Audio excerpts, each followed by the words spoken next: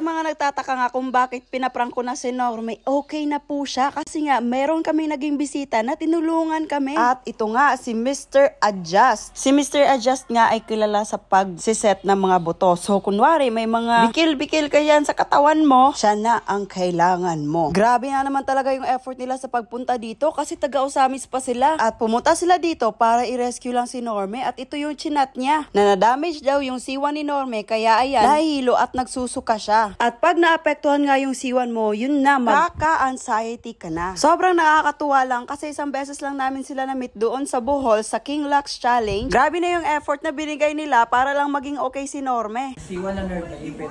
Lalak yung dito. Tapos blood flow mo, mahina yung blood flow punta sa utak. First time talaga na dinayo kami ng vlogger ngayon. Ayun, no, first time. So ay pagdugay-dugay, no? Sinimulan na nga yung pag-a-adjust sa katawan ni Norme. Kasi naman, nagawa na namin lahat ng paraan, na-confine na siya, napacheck na kami sa ENT. Pero wala pa rin. Nahihilo pa rin siya at minsan, nafe-feel na niya na masusuka siya. At ito nga, kinuha na naman natin yung mga hikaw ni Norme. Sobrang dami naman nito, oy.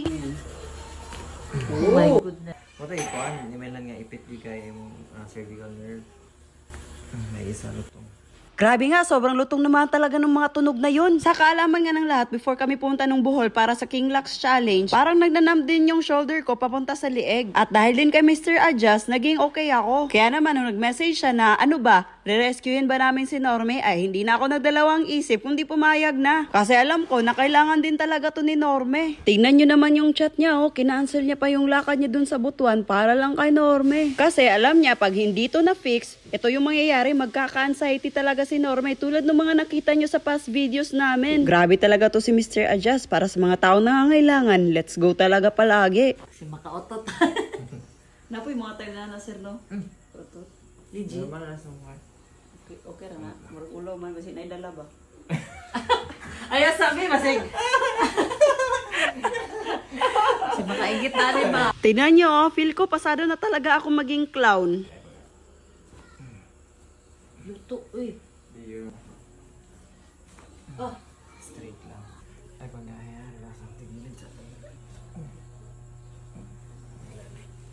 So ito nga muna, tanungin natin si Norme kung ano yung nafe-feel niya before siya in-adjust ni Mr. Adjust. So before ka in-adjust ni Mr. Adjust, ano yung nafe-feel mo? Konting galaw ko lang, nahilo na ako, tapos yung paningin ko, blurred. Dahil nga sa blur na paningin ni Norme, pumunta pa kami nung iyo nung nakaraang araw. So ayan yung nafe-feel ni Norme. So titignan natin after sa pag-adjust if magiging okay ba talaga siya. At masabi niyang, Wow, legit na legit.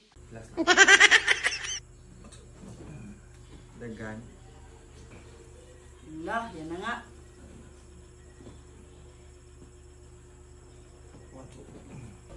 Tigilid ka rin, lingkod.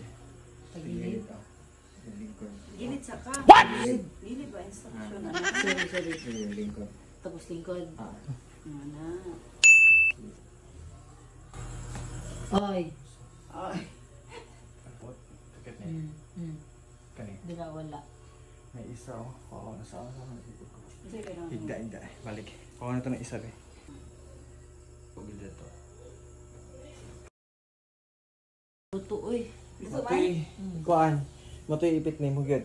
Matoy hinungdan nga nganong nagsuka ka o ganang lipong-lipong katong nerve na diri oh. At ang sabi nga ni Mr. Adjust, hindi sila uuwi hanggat hindi magiging okay talaga si Norme. Ano, kumusta yung nafe-feel mo ngayon, Mike? Tumaya pa talaga tayo sa labang no. Ito. Grabe. Ikaw na to eh. Okay na. Okay na yun? Thank you. Kumusta? Kumusta yung nafe-feel mo ngayon? Mayan, nakalrelax yung pakiramdam ko. Kuhaan. Tingnan mo kung nahihilo ka pa ba. Oh, Pagkatapos nahihilo na, ka pa wala ba? na. O wala? Wala. Eh, ganyan ka nga, ganyan ka nga. Ganyan ka nga. Ala!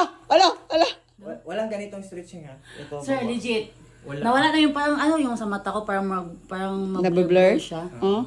Legit, sir, promise. Hala, parang sayang naman yung pinunta natin sa EO. Ito, ganitong stretching. Bawal ha. Bawal to. Masundan yun ako mo.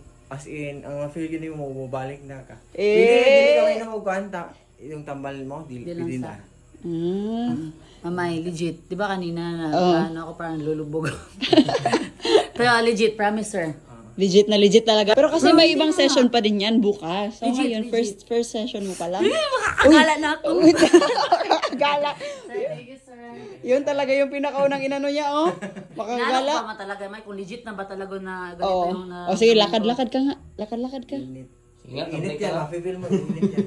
Init. Init sa ulo mo. Ano? May, Blood thank yan. you, Lord. Oh, dinayo ka pa talaga dito kasi gusto ka nilang tulungan. Oo, di ba? Kung ginawa kayo, okay na.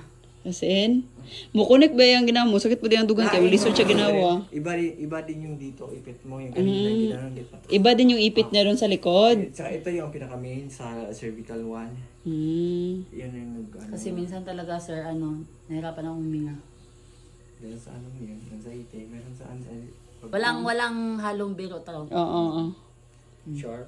Wala halong ano din no, something na promotion kasi yung sila sir gusto lang talaga tumulong sa iyo.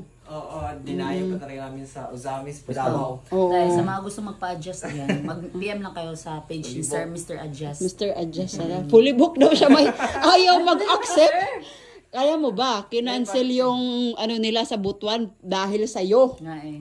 Special child tayo dahil. Special child talaga, klaro naman eh. At dahil nga special child tayo, nagpa-adjust din tayo, uy, para ma-okay yung utak natin ba?